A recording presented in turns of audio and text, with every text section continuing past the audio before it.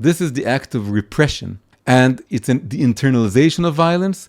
And then when you internalize and you repress something, it comes out in the worst possible way. So for the first 3 centuries, Christianity was very, very non-violent, the most non-violent religion, and then it became the most violent.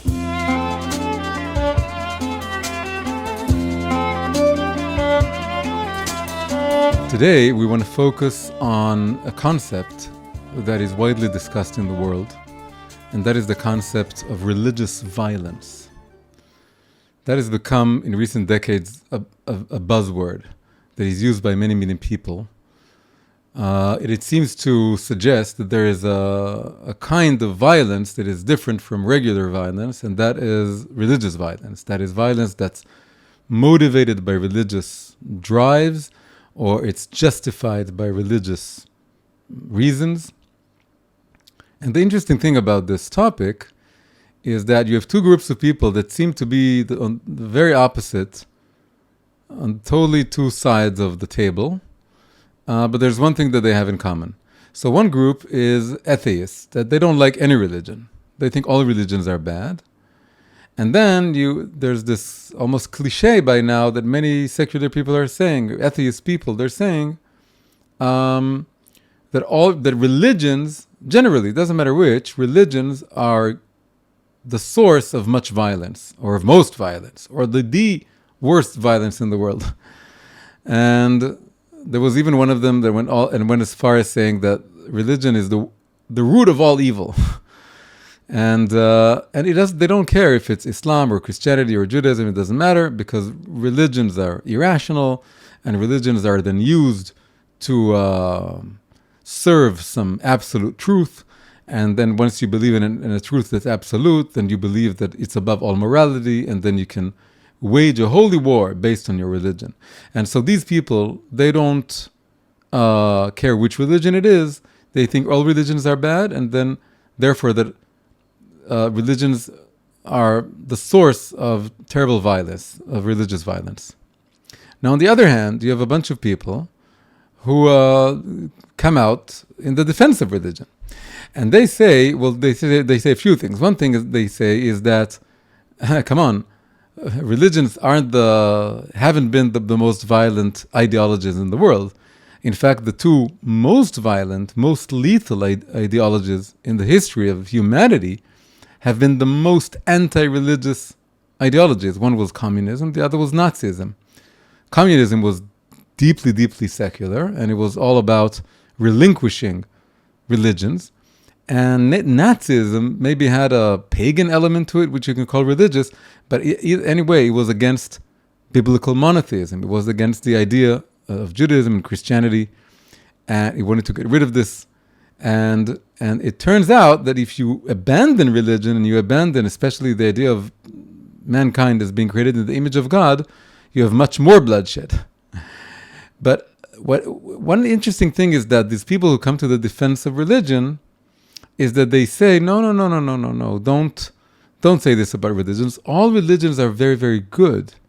All religions are powers of good. Judaism, Christianity, Islam, they all want to make the world a better place, and they all want to make everyone a believer, and they want to build healthy communities with charity, with kindness. And yes, all of them have some hard texts. They have some texts in their sources that are maybe a source of embarrassment. And those texts, those hard texts, they could be abused by violent people. So that you can have some violent Muslims, some violent Christians, some violent Jews, and they misread or take out of context those hard texts, and then violence ensues. But it's not that their religions are violent. They're all really, really good. And 2 people who've said this over the past few years. One of them is a British historian of religion called Karen Armstrong. She had a book called Fields of Blood. It was called Religion in the History of Violence, because her point is that history of violence has nothing to do with religion. There's a history of violence. Human people are violent, and religions are all good, but some violent people used religion as an excuse to do violence. And another example, closer to our Jewish home, is Rabbi Jonathan Sacks. He wrote a book called Not in God's Name. confronting religious violence. But if you read the book, you see that he doesn't go too much into the differences between Judaism, Christianity, and Islam. He only says what I said before, that they're all good, but they can be a source of violence if put in the wrong hands. Now, what both of the sides of this argument don't do so much is trying to compare the different religions and to see if all of the religions are as liable to produce acts of violence as the other ones. If they're all equally violent or equally non-violent, but then it can be abused. And what they're doing is very wrong, because there are very, very basic differences between Christianity, Islam, and Judaism in the way they view power, control, politics. And this is something very important to keep in mind. So what I did was, and I just recently finished this, is that I wrote a long essay, and I called it The Varieties of Religious Violence. And this is a play of a very famous book by William James called The Varieties of Religious Experience. It's a classic book written in 1902. And William James was a Protestant, and he was an academic, and he lost his faith, but then he regained it in a very interesting story. And then he wrote this book, The Varieties of Religious Experience, which is basically started off the whole field in academia called the psychology of religion. And so playing off of his title, I call this essay The Varieties of Religious Violence, because I wanted to point out the different takes on, again, power and how you exercise power and the limits of power in the three religions. So I'm going to basically present the basic case to you. I'm going to do it in a different way than I did in the essay. I'm going to go over in the historical order of the religions. I'm going to start with Judaism. In the essay, I put Judaism in the end, because that's like the final sort of, it puts everything together. But here I'm going to put it at the beginning, and that's the historical order. And the main thing to understand about Judaism, right, and then we're going to move to Christianity and then to Islam. So the main thing to understand about Judaism in the context of violence, warfare, use of political power, etc., is that it all hinges on the tension between the written Torah and the oral Torah. If people who haven't been raised on the Bible, on the Tanakh, the Hebrew Bible, read it, open it for the first time at a later age in life, and in this day and age, that we live in a very liberal, democratic societies, and societies in which basically most violence or most violent acts, most brutal acts, we don't confront them face to face. We see a lot of brutality on the movies, but that's not real, and we know it's fake. We don't have public hangings. We don't have public executions. We don't have flogging or any kind of physical punishment. People don't die at home anymore. They die at hospitals. And there are some capital punishments, including in the US, but it's all done in a way nobody sees it. So the world has become very sterile. We don't see much real violence. We see a lot of fake, phony movie violence. We don't see any real violence. And then we read the Bible, and the Bible is describing a very violent world. And the Bible seems also to be describing some acts of very powerful violence that seem to be, that are enacted by God himself. God creates the world, creates humanity, and after 10 generations, he decides to wipe all of humanity, everyone, with a flood, with only one family of 8 surviving. Later on, he destroys 2 full cities. There was last week, Sodom and Gomorrah. Not really last week in the Torah. And then you go on to the 10 plagues of Egypt, including the plague of the firstborn. And there's also some very difficult to read injunctions, commandments, to wipe out the Amalekites completely, and also to wipe out the 7 nations that inhabit the land of Canaan. When the people of Israel approach the land of Canaan, then they need to wipe out the 7 nations that are on it. It's very hard to read sometimes. And there's also a lot of capital punishments. Many capital punishments, many commandments in the Torah. It is said if you don't do them, if you transgress them, then your punishment is capital punishment. And some of these have to do with things that are, in our day and age, not considered immoral one bit. They're all commandments between us and Hashem. For example, not observing the Sabbath. If you don't observe the Sabbath according to the Torah, the written Torah, then you need to be killed, a capital punishment. So all this is very off-putting, to say the least, for many, many people. They read this in the Bible and they see these terrible things. And they say, how can we believe in such a God? And for many people, including those atheists, they simply quote one verse, a couple of verses from the Bible and say, what on earth are we still doing venerating a book like this? Why do we need to believe a book that says all these horrible things? And let's throw this book away. But the thing that people don't understand is that Judaism is not based on the written Torah alone. We're not Karaites. Karaites are those who only have the written Torah. And we used to have groups like that in our history. They were called the Sadducees and the Baitosim. They had all kinds of groups that did not accept the oral Torah. And if had we been only living our lives according to the written Torah, then we would have been living in a very, very different world. And Judaism would have capital punishments all over the place. And would have the energy, everything would have been totally different. But it's not what's happening. What's happening, and that's the way it was supposed to happen. It's not a historical contingency. It was there from the very beginning, but it took a while for it to fully manifest itself. Because one of the differences between the written Torah and the oral Torah is that the written Torah was given during a short span of time. The books of Moses were given throughout the 40 years in the desert, and then there were a few more centuries before the full Tanakh was canonized. But that's it. And then you have millennia and millennia going on after that. But the oral Torah is slower to emerge, and it sort of grows from the bottom up, not so much from the top down. And the oral Torah, what it does is that it softens and weakens and makes the written Torah bearable. And it takes almost all the very, very violent, harsh, powerful statements and verses and commandments, and it puts them in such a context that you end up in a world that's very, very not violent. In a world that's very kind, that's very generous, very soft, very lenient, very forgiving.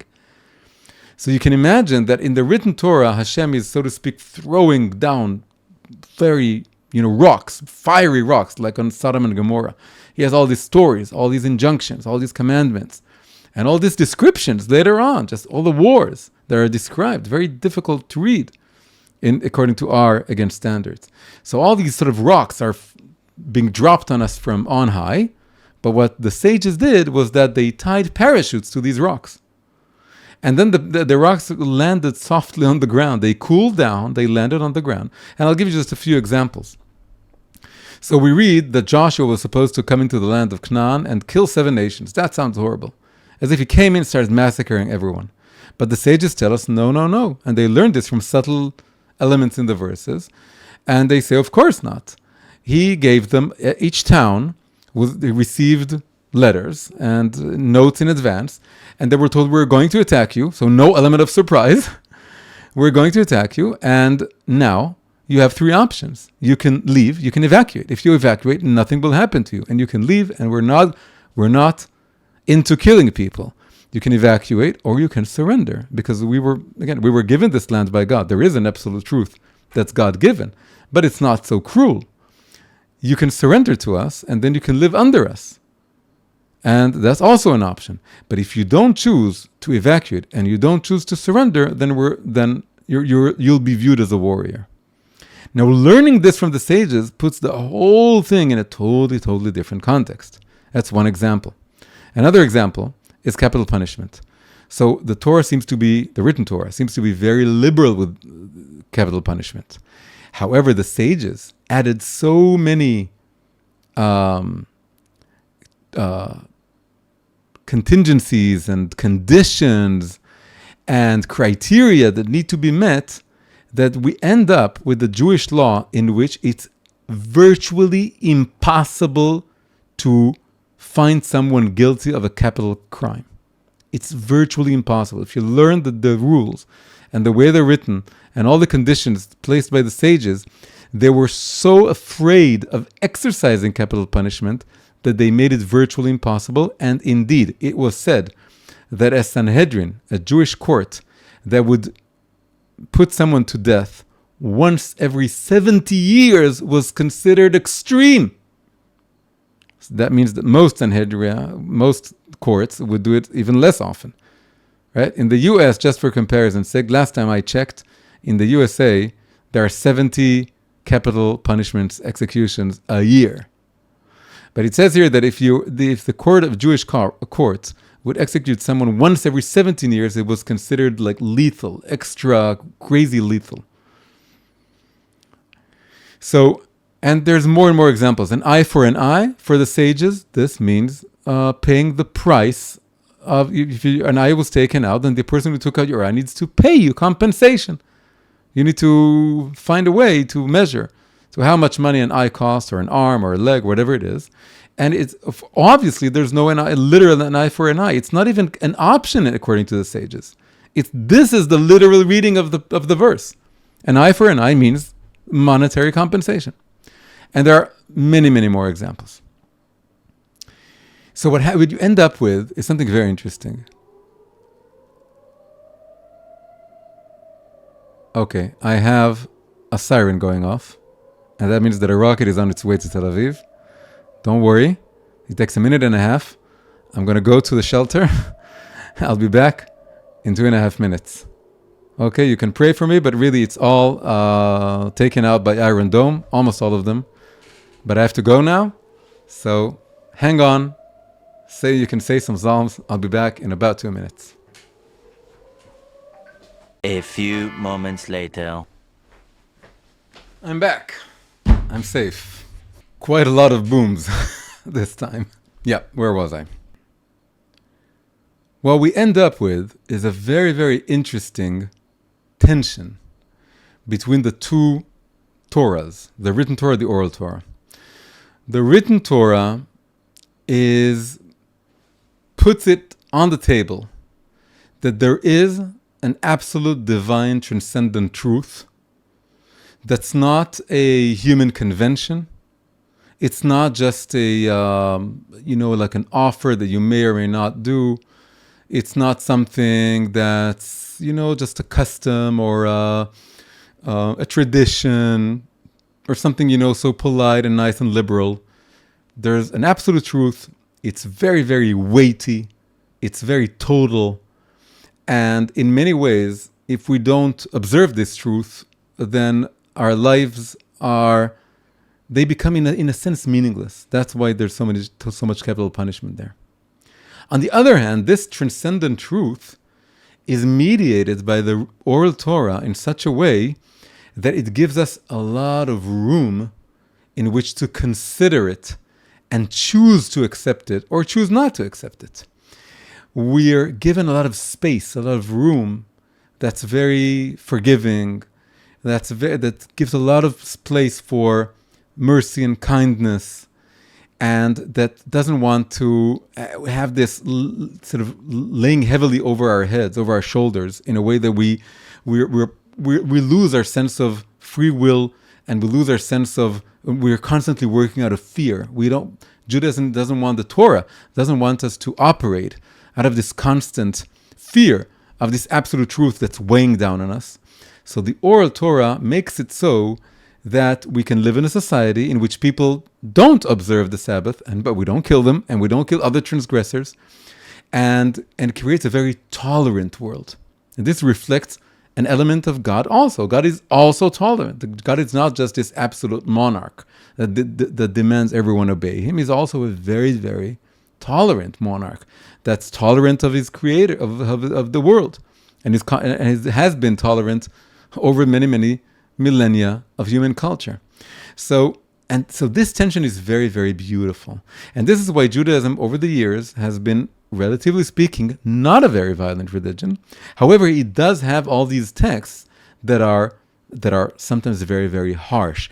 This tension is a deep one. It means that we have both sides of the story. We have this transcendent side and the immanent side. We have the side of absolute truth and the side in which we make room for a very tolerant society.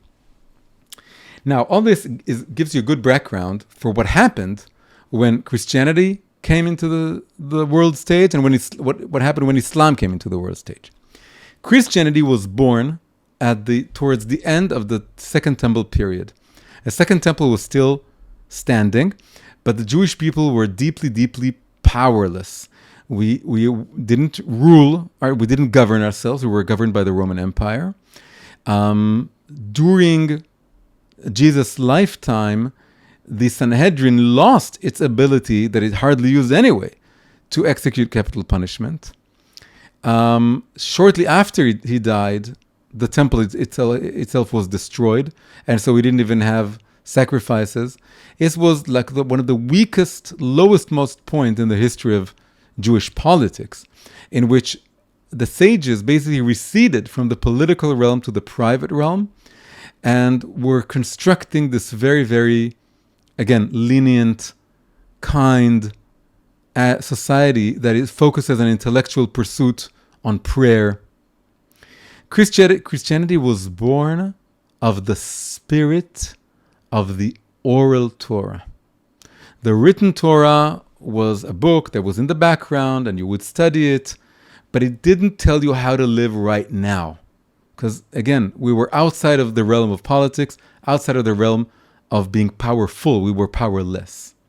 What Christianity did, starting with Jesus, going on with Paul, going on with the other generations, was that they took this state of powerlessness and they, in a sense, they sanctified it. They took the state of exile that we were in. We were maybe in the land of Israel. We were in a state of exile because we were governed by the Romans. And they idealized it. They sanctified it. They said, and this Christianity came into the world, the theology, the original theology of Christianity is totally apolitical and pacifistic in a radical way. So this is why Jesus says, love your enemy. Turn the other cheek to your enemy. This is a radicalization of basic traits that also Judaism have, that you don't need to be vengeful or resentful of the other person. But you don't have to turn the other cheek in Judaism. And you don't have to love your enemy because you're not obligated to. Maybe he's a very, very wicked person. You should love the essence of who he is, but you shouldn't love the acts of what he's doing. And be tolerant of those acts. But the way Jesus taught his lessons was that not only do you need to love the essence and the soul, and so Christians say love the sinner, hate the sin. So you may hate the sin, but according to the way Jesus taught is you need to be totally tolerant of the sins.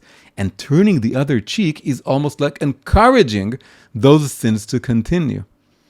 It's a total negation of the self.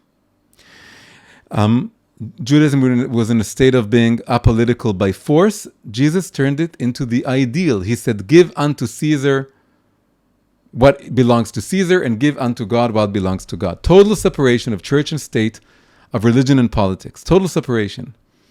And he created a community of people that were outside of regular society, no aspirations to govern society, living without any properties. Basically, it's like a hippie commune.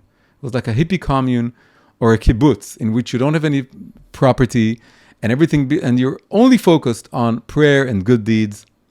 He took this to the extreme state in which we don't want to exercise any kind of violence. And you know how extreme it was?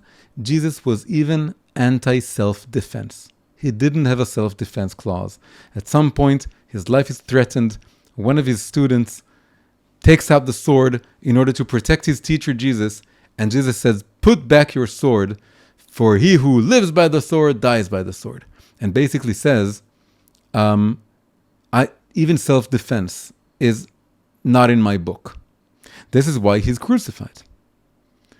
And the crucifix, the symbol of this anti-hero in the sense, or the anti in the sense of it's the opposite of the Greek, Roman, European macho hero. It's the antithesis of this hero. It's a very emasculated, passive protagonist that's crucified to a cross and totally powerless. And why? Because he loves everyone, and because he loves everyone so much that he's willing to sacrifice himself. This is self-negation of the most radical kind. Now, what happened was that in the first 3 centuries of Christianity was loyal to the New Testament. It was a very private, very pacifistic religion that was persecuted. It didn't exercise any power. And in fact, the only thing that it had was that it deified the people who were killed. So they said that these are the martyrs that were killed for their faith. They were idealized as someone who didn't raise any swords, didn't do any attempt of protecting themselves or fighting, and they allowed themselves to be killed, and they died in testimony for their faith in God. So they idealized this kind of passivity and powerlessness in a radical way. So in a way, Christianity is the least violent religion, right? It's the least violent theology. It's so non-violent that it doesn't even give room for self-defense or for any kind of political warfare, any kind of warfare whatsoever, any kind of violence whatsoever. How did it end up being the religion with the most violent history? Christianity has the most violent history, more than Islam. How come? Because in the 4th century, it became the state religion of the Roman Empire. Amazing, unbelievable turn of events. And then the theology changed, and they introduced the concept of a just war, that if you want to protect holy sites, if you protect the borders of the nation, you need to have a just war. And what happened was that the Roman Empire went on being a very powerful political entity that fights wars and kills people with capital punishment and tortures people. But now it was all done under the flag of Christianity. So Christianity was used to justify regular basic Roman politics and Roman violence. And we end up with the Crusades and the Inquisition. And the Crusades and the Inquisition are responsible for the deaths of millions, Jews and Muslims, during their wars. Now, in a way, you can say what happened was that Christianity repressed the element of violence that's in the godliness and that's in the world and that's in mankind. They tried to ignore it. They tried to say we can live in a world and be totally non-violent.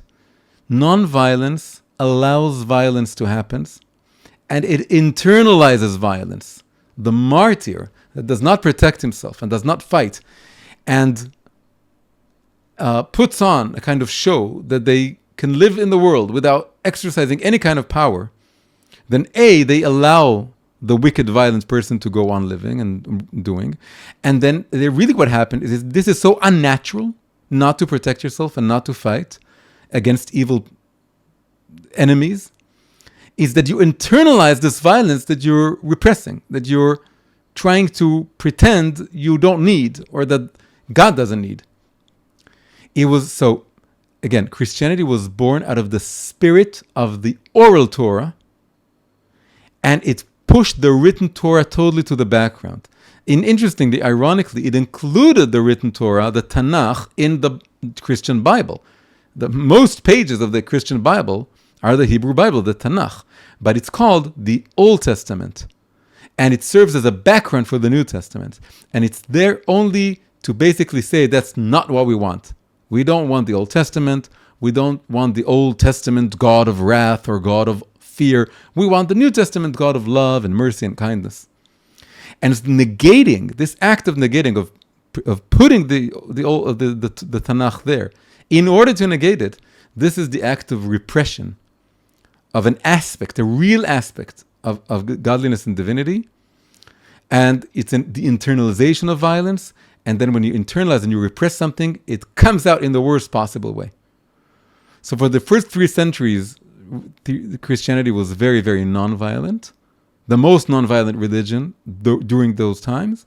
And then it became the most violent for a long, long time, throughout the Middle Ages. And the Inquisition was all the way up to the 19th century.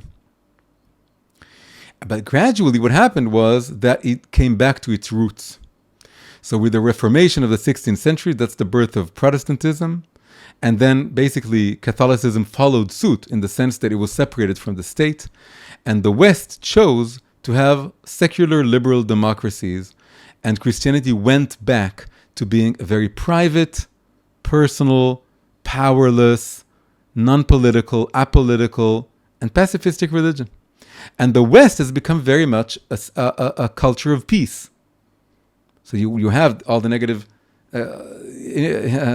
elements of Nazism and fascism, but they are the exceptions to the rule in the sense of where the West, the majority of the West is going. The majority of the West went and is going in the direction of having a very peaceful liberal democracies, with religion being a private affair.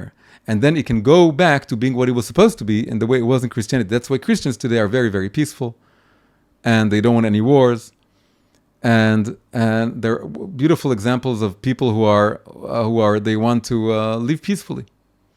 But the history of Christianity, and it has to do with its theology, is repressing the violent element, and then it's being burst. And then it comes to the foreground. And by the way, even in today, when you're talking about the modern contemporary West, going back to its roots, it's a good thing, but there's also a bad element to it, a negative aspect to it. Because what is called the post-colonial movement of decolonizing the world from the regime of the West goes along with being very, very apologetic and very pro cultures that are could be very violent. The fact that Europe opened its gates to millions and millions of refugees or immigrants from Muslim countries is the undoing of Europe. And this is part of the return of the West to the roots of Christianity and turning the other cheek.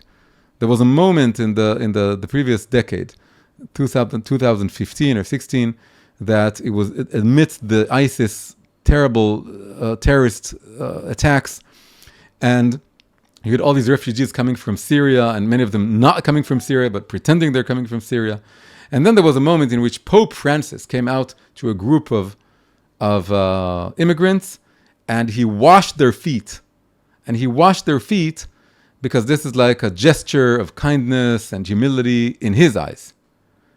But what he didn't realize is that the message he's giving them, coming from totally different culture, is that we're weak and you're strong and you can take over. And that's the message they got. And that's why Europe is full of riots wherever there's an Islamic neighborhood. And they brought in millions of people with totally different mindset, totally different set of values.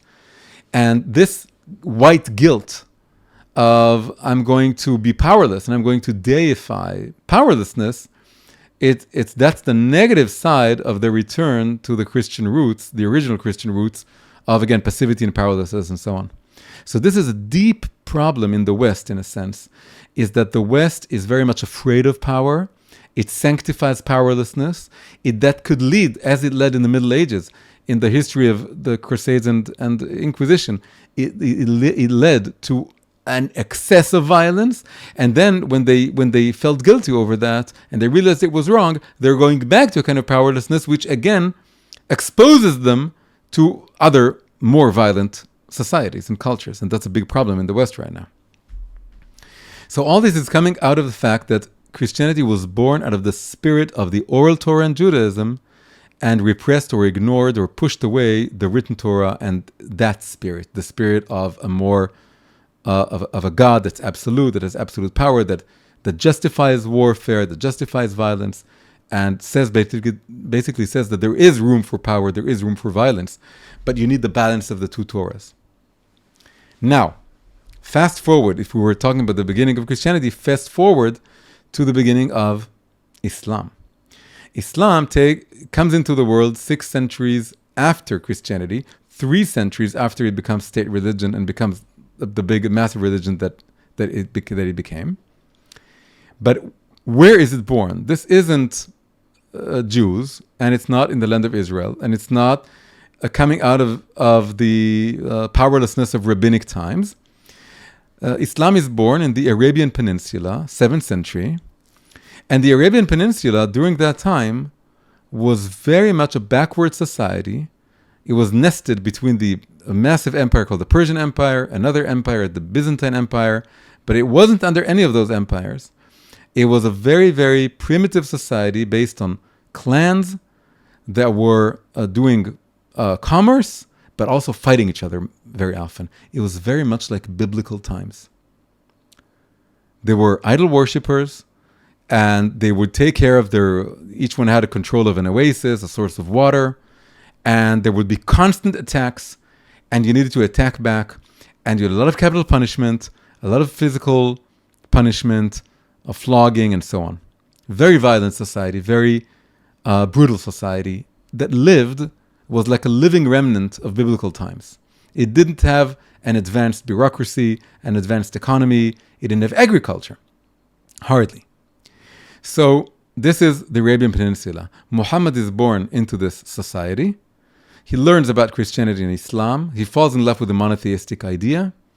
And then he claims to be a prophet of God, a prophet of Allah, which is God in Arabic. And then he starts teaching people that they shouldn't worship idols and they should sanctify life. That was one of his messages, that you shouldn't just kill anyone that you want. You can't just attack anyone you want. You need to preserve life. And no stealing, and you have to give charity and all this. Now, for the first 12 years of his career, he was from 40 to 52 years old, he was very much persecuted by his own tribe even, and his own people in Mecca where he grew up, because they didn't like his monotheistic ideas. They liked the polytheistic gods, the idol worshippers, and they didn't like his messages, and he was persecuted. And if you look at the Quran, you need to know this. It's made up of 114 chapters called surahs. Now, the way it's built is that they're not ordered chronologically. They're ordered according to length. It starts out with the lengthiest surah and it ends with the shortest surah. So it's totally not chronological. In order to understand how the Quran is built, you need to download a list from the internet that gives you the chronological order of the surahs.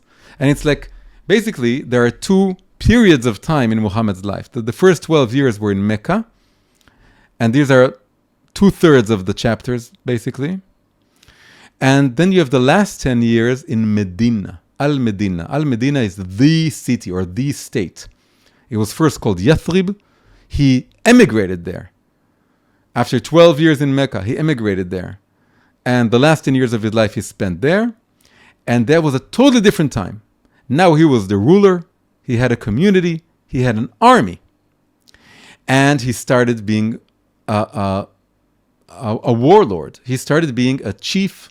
And he went and he started military campaigns attacking all the other tribes and making Islam into a community, a political state, a city-state.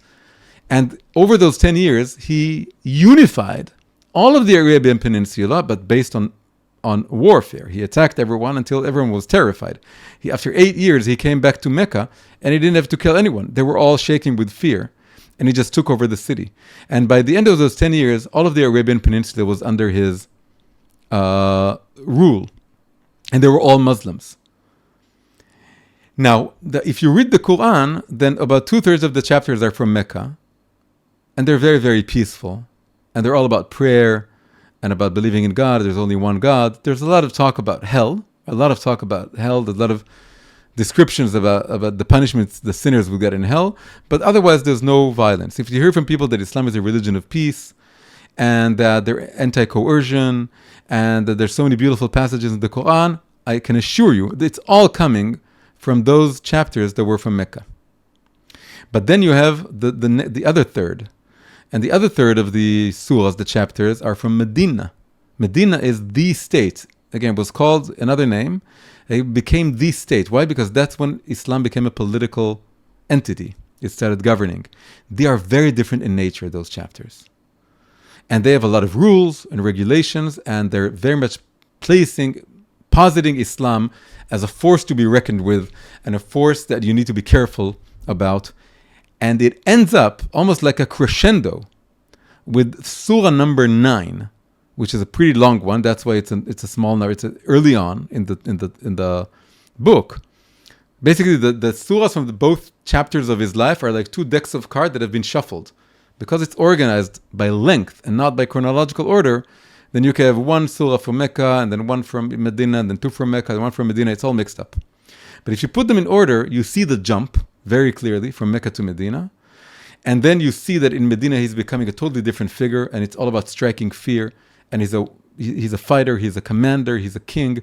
Anyone who insults him needs to be killed. And he did engage in radical warfare during this time. That's how he unified the peninsula. And chapter 9 is basically like his last will and testament.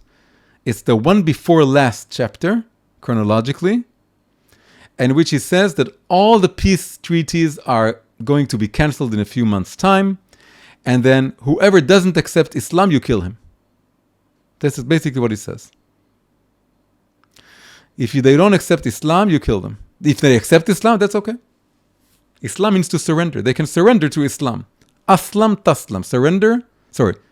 Aslam taslam. Surrender, you will have peace. Become a Muslim, that's surrender. You'll have peace.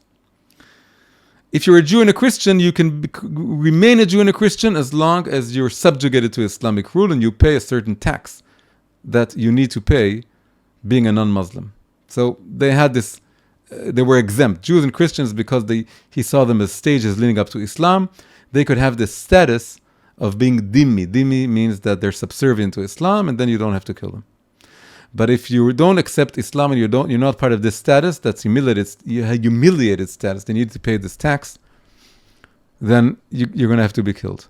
That's his last will and testament. The very last surah is a very, very short one about being grateful to Allah for giving him Mecca.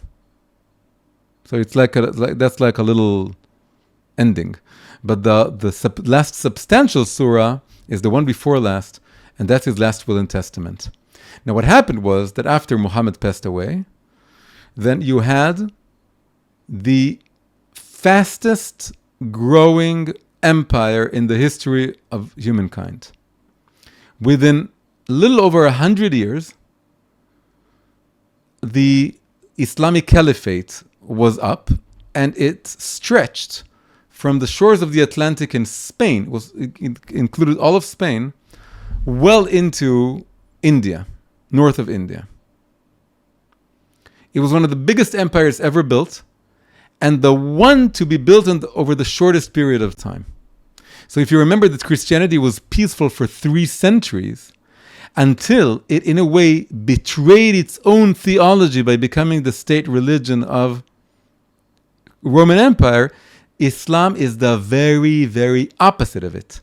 Muhammad himself was a warrior fighter, the opposite of the emasculated, passive, powerless, crucified Jesus. He was a fighter. He wanted to strike fear and he wanted to rule, and he was successful.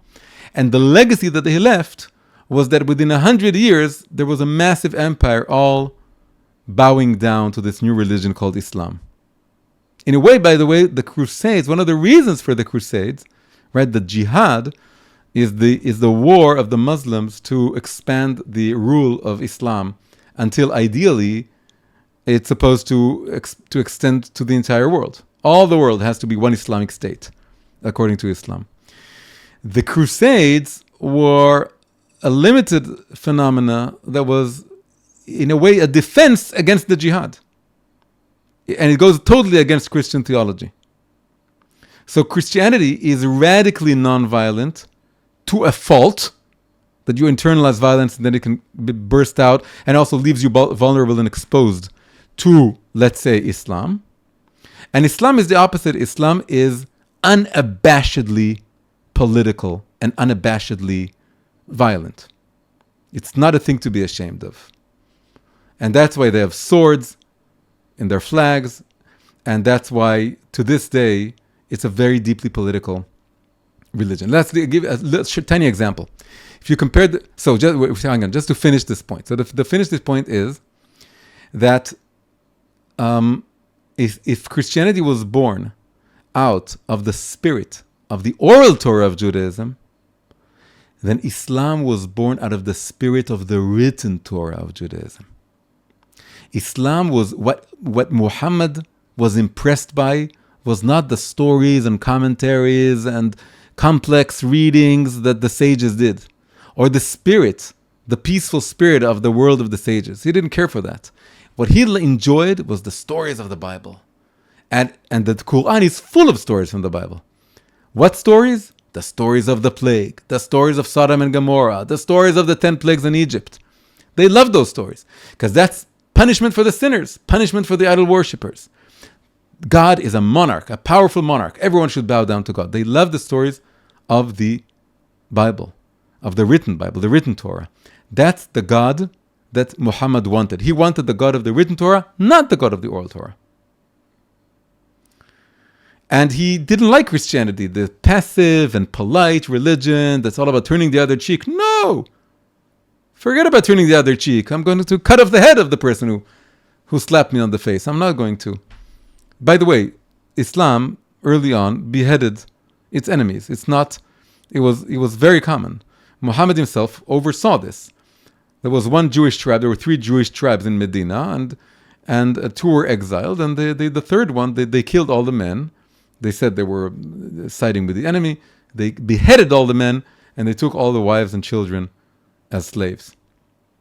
This was the way it was in Arabian Peninsula. This is the way it was in early Islam and also in late Islam. Because today, most of capital punishment, hanging, flogging, stoning, what is called by, I don't like this term, it's called female circumcision. It's not female circumcision, it's female genital mutilation. It's much worse than circumcision.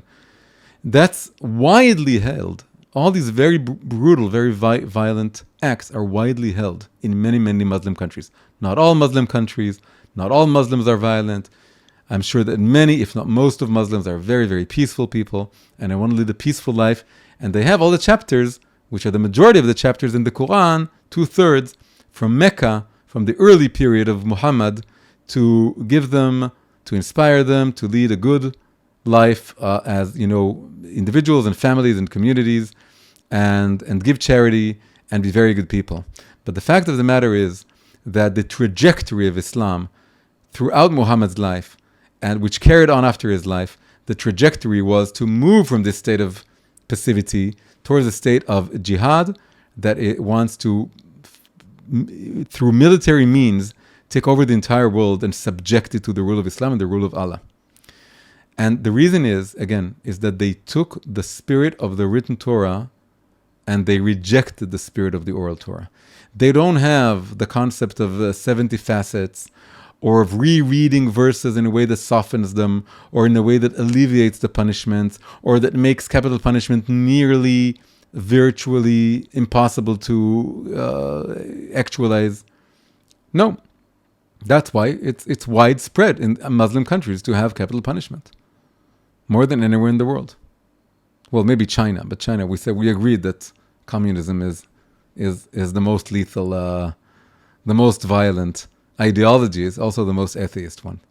But in terms of religions, then Islam may not have as bloody a history as Christianity, but its violence is part and parcel of its theology and its outlook on life.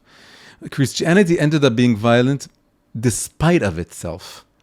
Islam was very violent by virtue of its very explicit theology.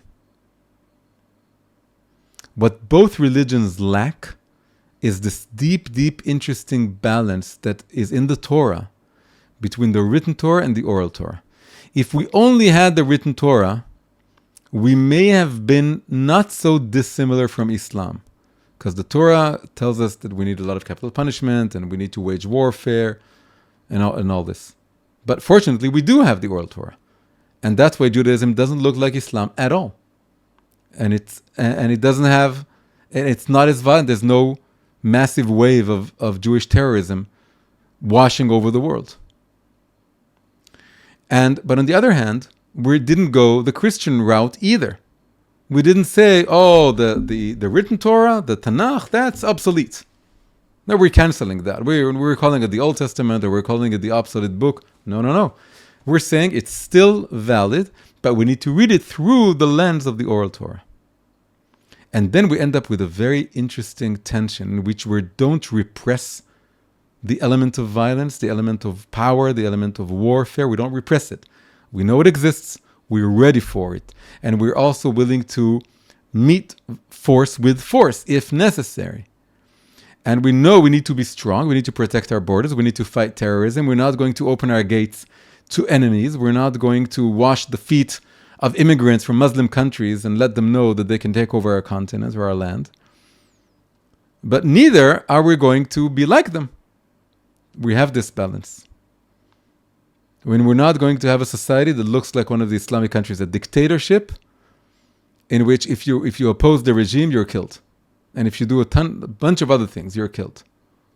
If you're an apostate in Islam, if you're ex-religious, then you need to be sentenced to death, according to Islamic law.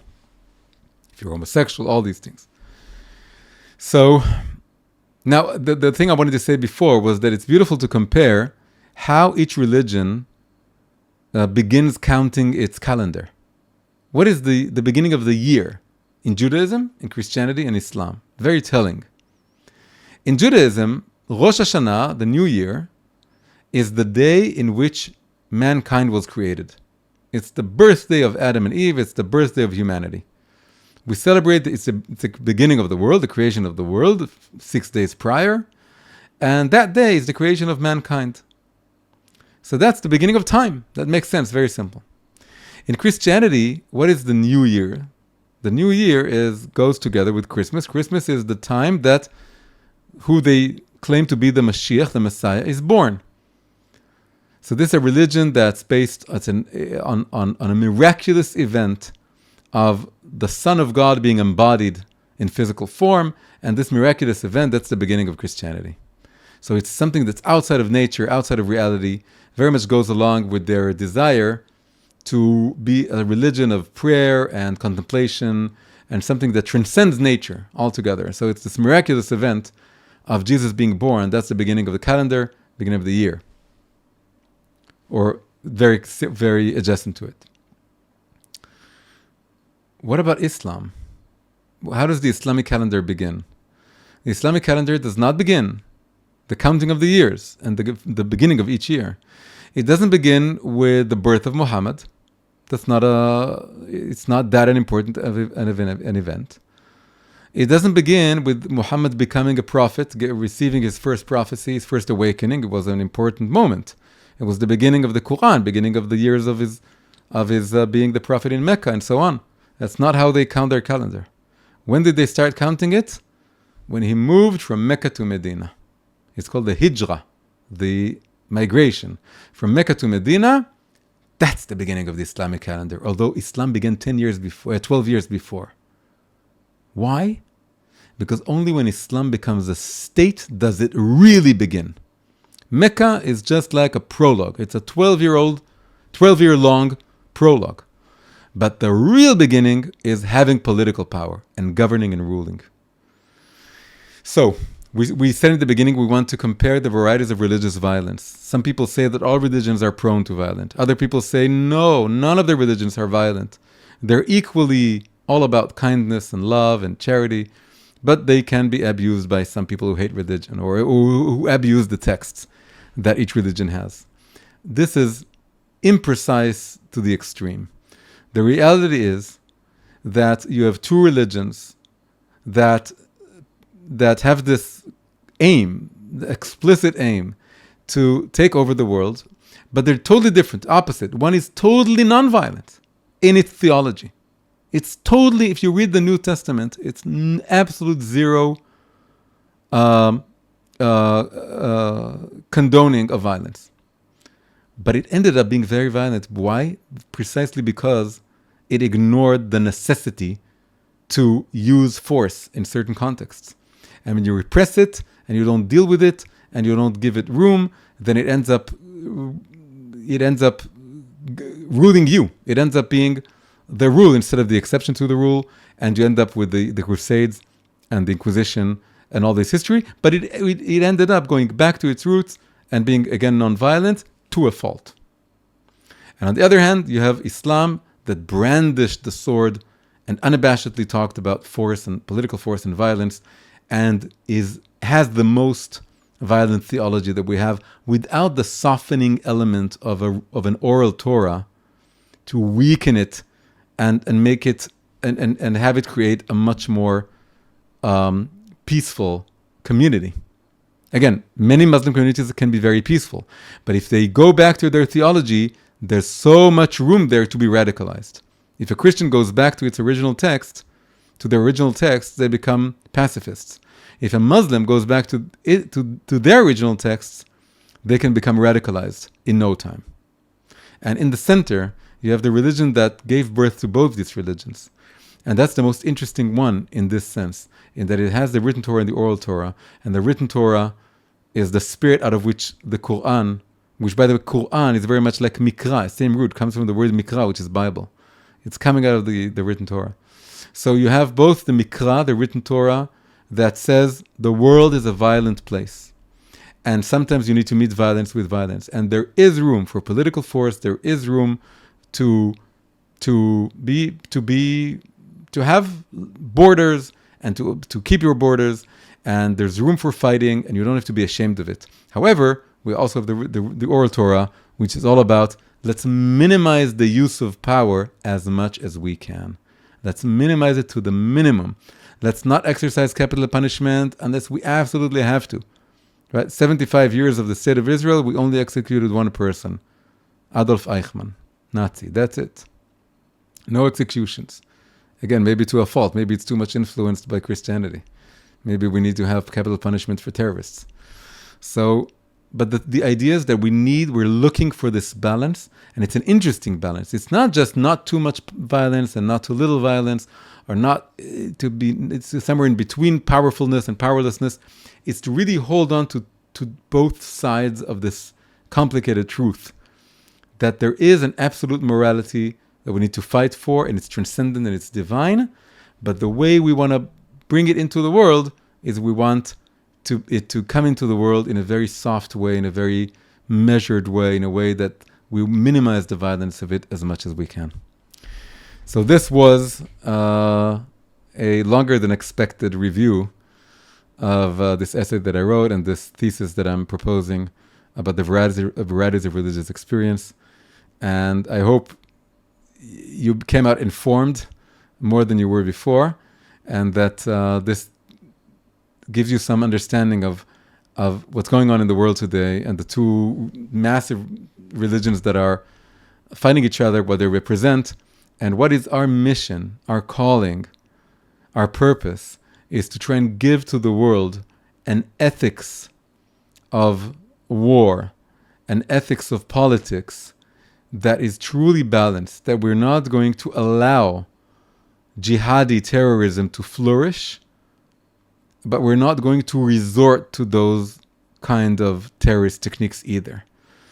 And we want to fight power, and we're going to be very unabashed about it, but we also want to create a world in which is very peaceful and very tolerant, and that allows people to pursue the truth in an environment that allows them to learn, to fall, to make mistakes, to grow, and allows all of us to have this dialogue. The oral Torah is all about a dialogue between different people with different opinions until common truths emerge. And that's really what we're hoping for. So that's in many ways the mission of the Jewish people, is to represent this balance and to offer it to the world, and to serve as an example for this. This video was made possible through the kind support of my sponsors over at Patreon. Patreon is a great way to help independent creators like myself produce original content. If you'd like to get more English language videos from me, please consider becoming a supporter via Patreon. You can find the link in the description below. Thank you very much.